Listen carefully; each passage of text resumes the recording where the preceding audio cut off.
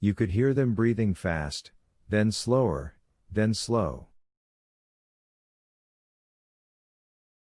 Montauk sat up. He did not move any further, however.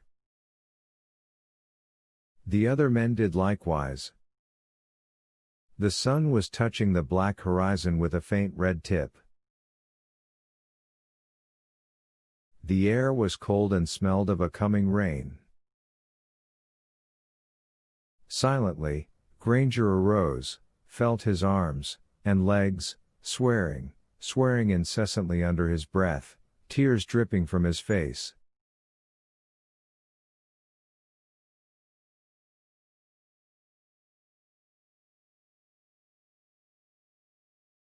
He shuffled down to the river to look upstream. "It's flat," he said, a long time later. "City looks like a heap of baking powder.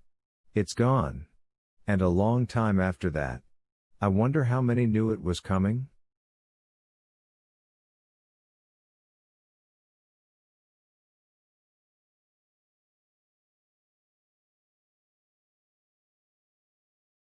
I wonder how many were surprised? And across the world, thought Montauk, how many other cities dead? And here in our country, how many? 100, 1,000? Someone struck a match and touched it to a piece of dry paper taken from their pocket, and shoved this under a bit of grass and leaves, and after a while added tiny twigs which were wet and sputtered but finally caught, and the fire grew larger in the early morning as the sun came up and the men slowly turned from looking upriver and were drawn to the fire, awkwardly, with nothing to say, and the sun colored the backs of their necks as they bent down.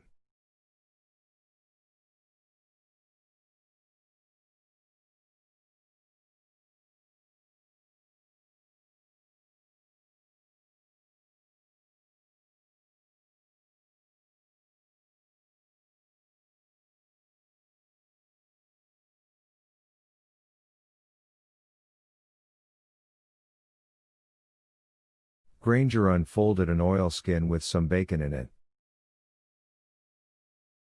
"We'll have a bite. Then we'll turn around and walk upstream. They'll be needing us up that way." Someone produced a small frying pan and the bacon went into it and the frying pan was set on the fire.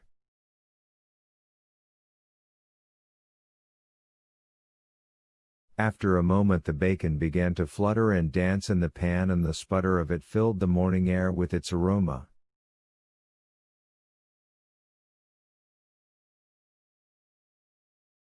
The men watched this ritual silently. Granger looked into the fire. "Phoenix. What? There was a silly damn bird called a phoenix back before Christ. Every few hundred years he built a pyre and burned himself up.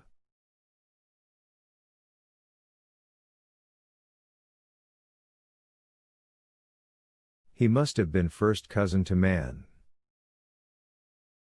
But every time he burned himself up he sprang out of the ashes, he got himself born all over again."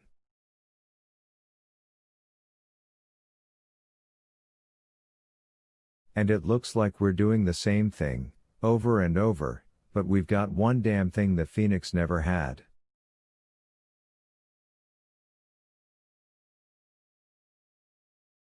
We know the damn silly thing we just did.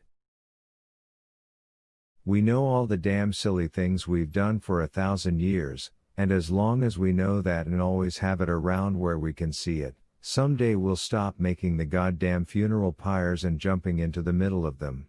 We pick up a few more people that remember, every generation.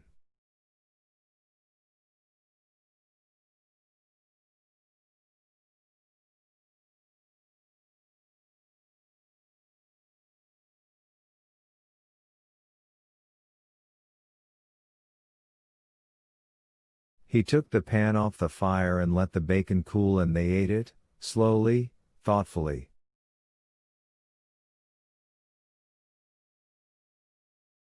"Now, let's get on upstream," said Granger. And hold on to one thought, you're not important. You're not anything. Someday the load we're carrying with us may help someone.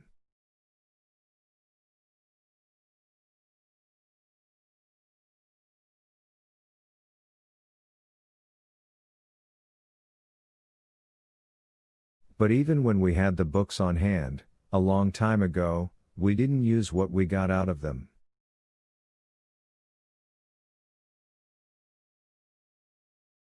We went right on insulting the dead. We went right on spitting in the graves of all the poor ones who died before us.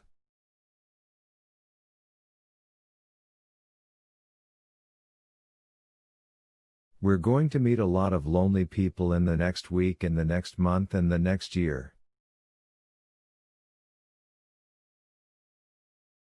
And when they ask us what we're doing, you can say, we're remembering.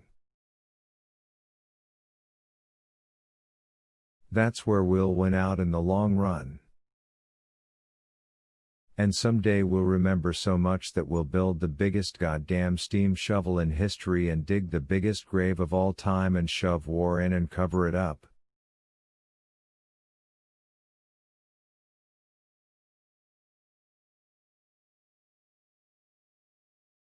Come on now, we're going to go build a mirror factory first and put out nothing but mirrors for the next year and take a long look in them.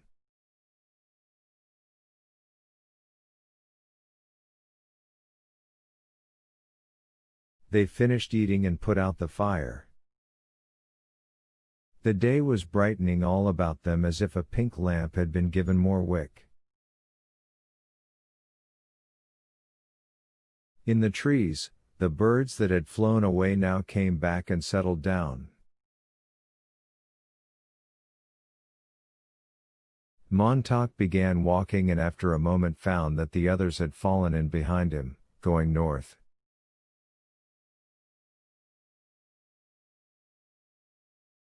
He was surprised, and moved aside to let Granger pass, but Granger looked at him and nodded him on.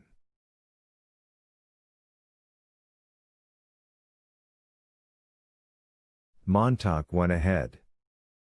He looked at the river and the sky and the rusting track going back down to where the farms lay, where the barns stood full of hay, where a lot of people had walked by in the night on their way from the city.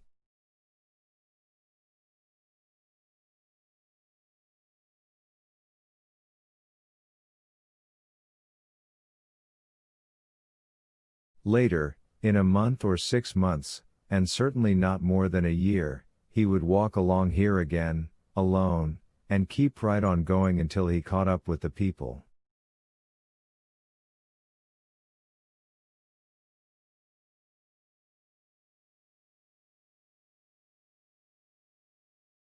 But now there was a long morning's walk until noon, and if the men were silent it was because there was everything to think about and much to remember.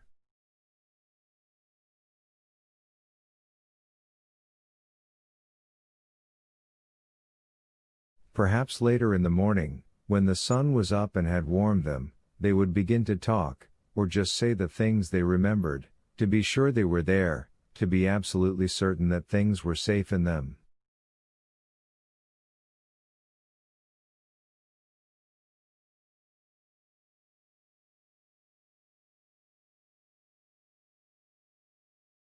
Montauk felt the slow stir of words, the slow simmer. And when it came to his turn, what could he say, what could he offer on a day like this, to make the trip a little easier?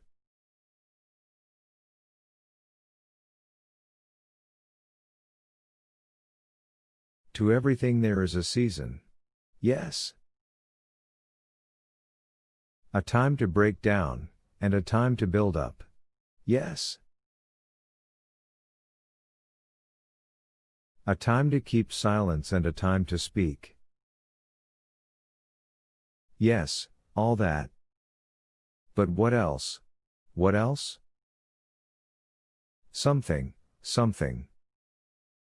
And on either side of the river was there a tree of life, which bare 12 manner of fruits, and yielded her fruit every month, And the leaves of the tree were for the healing of the nations.